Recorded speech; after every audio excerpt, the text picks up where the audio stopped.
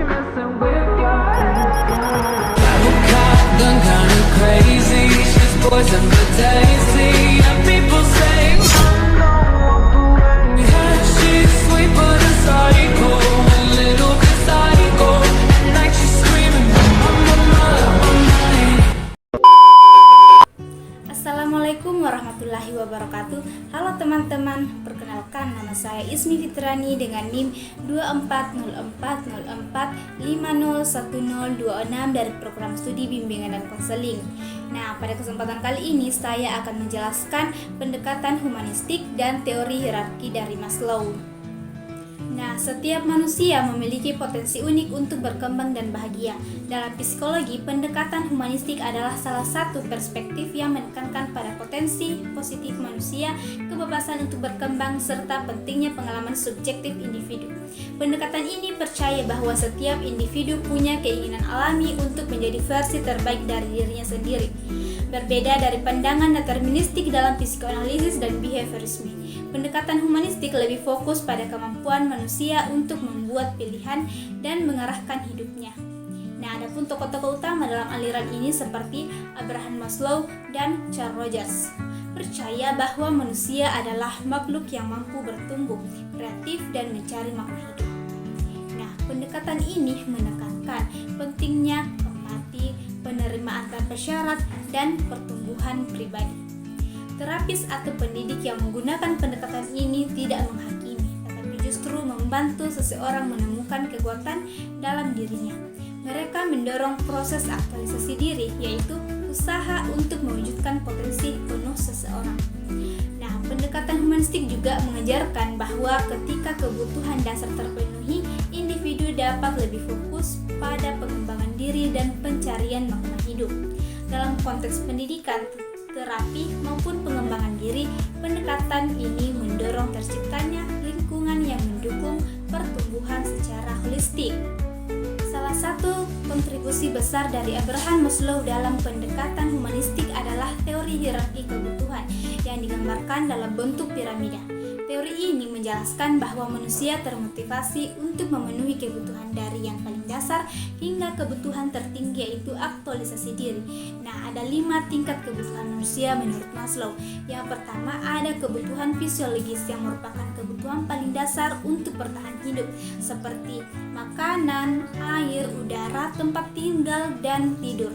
Kebutuhan yang kedua ada kebutuhan keamanan, yaitu rasa aman secara fisik, finansial, dan kesehatan, termasuk pekerjaan yang stabil dan lingkungan yang terlindungi.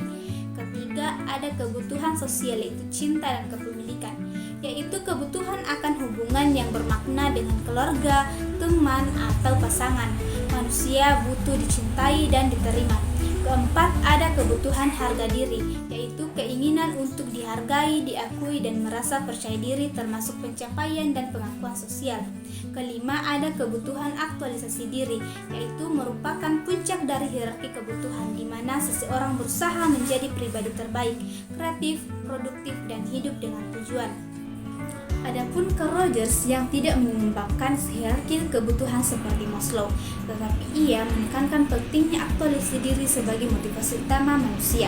Nah, menurut Rogers juga setiap individu memiliki potensi bawaan untuk berkembang dan mencapai aktualisasi diri, yaitu menjadi pribadi yang sepenuhnya berfungsi. Rogers menyoroti bahwa untuk mencapai aktualisasi diri, individu memerlukan lingkungan yang menyediakan. Yang pertama ada empati, yaitu pemahaman yang mendalam terhadap perasaan dan pengalaman orang lain.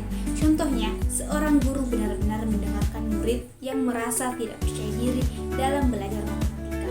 Guru tersebut memahami perasaan sang murid tanpa menghakimi, sehingga murid merasa dimengerti dan lebih nyaman belajar.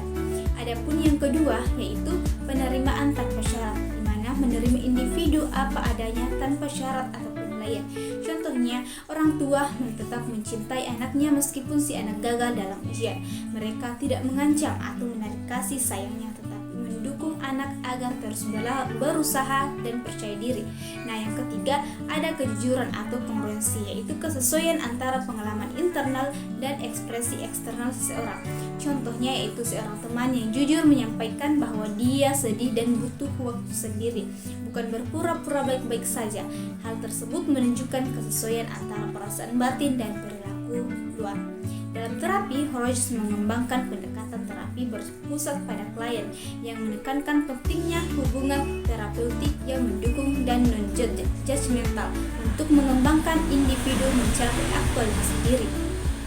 Nah, sebagai penutup teman-teman, jadi pendekatan humanistik mengingatkan kita bahwa setiap individu memiliki potensi luar biasa untuk tumbuh, berkembang, dan menemukan makna hidupnya. Dengan menciptakan lingkungan yang penuh empati, penerimaan tanpa syarat, dan kejujuran, baik dalam pendidikan, terapi, maupun kehidupan sehari-hari, kita dapat membantu diri sendiri dan orang lain mencapai aktualisasi diri. Karena pada akhirnya menjadi versi terbaik dari diri kita adalah perjalanan yang layak untuk diperjuangkan. Nah, sekian video dari saya, semoga bermanfaat. Wassalamualaikum warahmatullahi wabarakatuh. Dadah.